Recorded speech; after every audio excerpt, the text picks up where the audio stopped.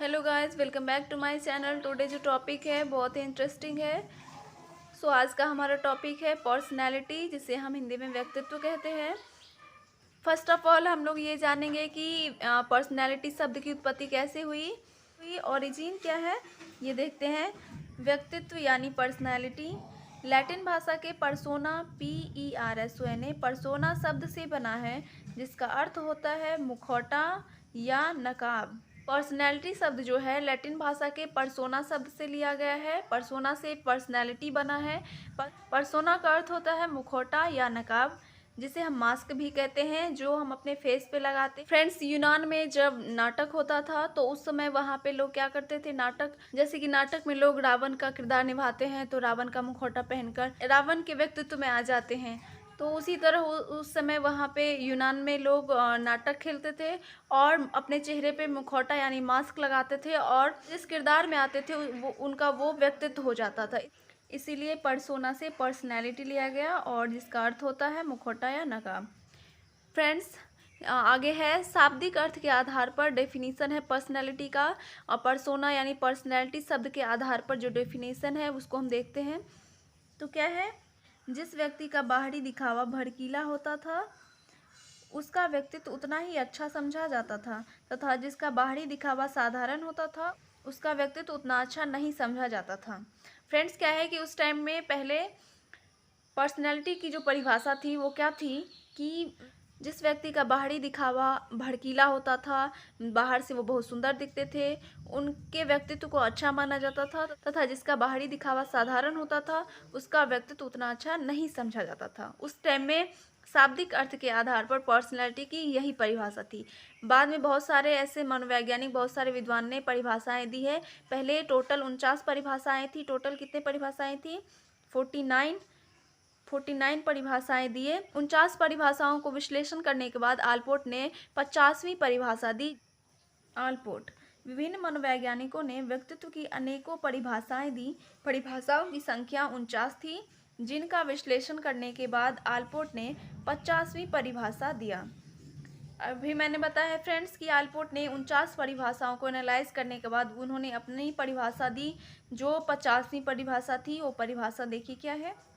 According to the Allport, व्यक्तित्व व्यक्ति के भीतर उन मनोशारीरिक तंत्रों का गतिशील या गत्यात्मक संगठन है जो वातावरण में उसके अपूर्व समायोजन को निर्धारित करता है। फ्रेंड्स, आलपोर्ट के अनुसार व्यक्तित्व व्यक्ति के भीतर उन मनोशारीरिक क्या है? मनोशारीरिक के अंदर मानसिक गुण और शारीरिक गुण। मनोशारीरिक के अंदर मनोशारीरिक यानी मन और शरीर दोनों का जो मनोशारीरिक जो क्षमता है हमारे अंदर, उन तंत्रों का गतिशील यानी गति, वो स्थिर नहीं होता, गतिशील होता है, या गतिशील या गत्यात्मक उन क्षमताओं का मिश्रण है जो वातावरण में उसके अपूर्व यानी यूनिक, अपूर्व का यहाँ पे मीनिंग होता है यूनिक, अपूर्व समायोजन को निर्धारित करता है।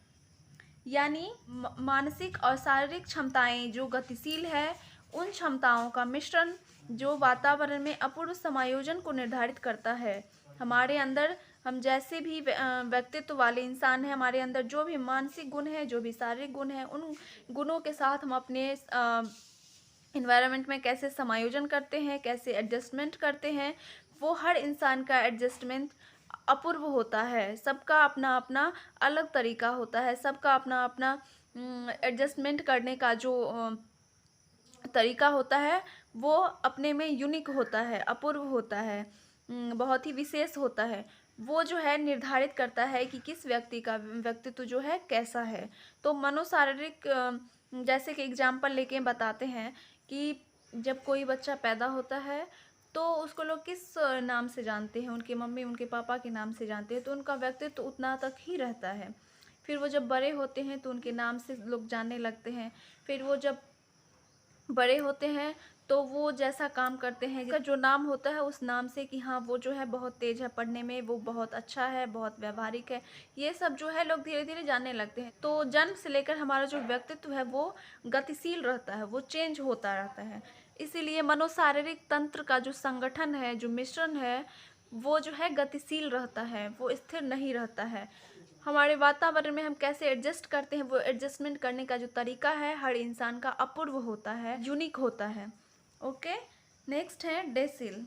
व्यक्तित्व व्यक्ति के संगठित व्यवहार का संपूर्ण चित्र है। व्यक्तित्व व्यक्ति के संगठित व्यवहार का संपूर्ण चित्र है। व्यक्ति के व्यवहार के जो संगठित रूप है उनका संपूर्ण चित्र ही क्या है, व्यक्तित्व है। ये किसने कहा है, डेसिल ने कहा है। नेक्स्ट है गिलफोर्ड। गिलफोर्ड के अकॉर्डिंग व्यक्तित्व गुणों का समन्वित रूप है। समन्वित यानी मिला जुला, हमारे अंदर जो भी गुण है उन सारे गुणों का जो समन्वित रूप है, मिला जुला मिश्रण जो है वही क्या है, व्यक्तित्व है। ये किसने कहा, गिलफोर्ड ने कहा। फ्रेंड्स, आज के लिए बस इतना ही।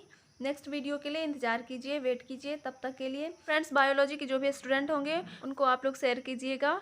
बायोलॉजी के लिए बेस्ट चैनल है निकी ज्ञानालय, जिसका लिंक आप लोग को डिस्क्रिप्शन में मिल जाएगा। So thanks for watching this video. Bye bye.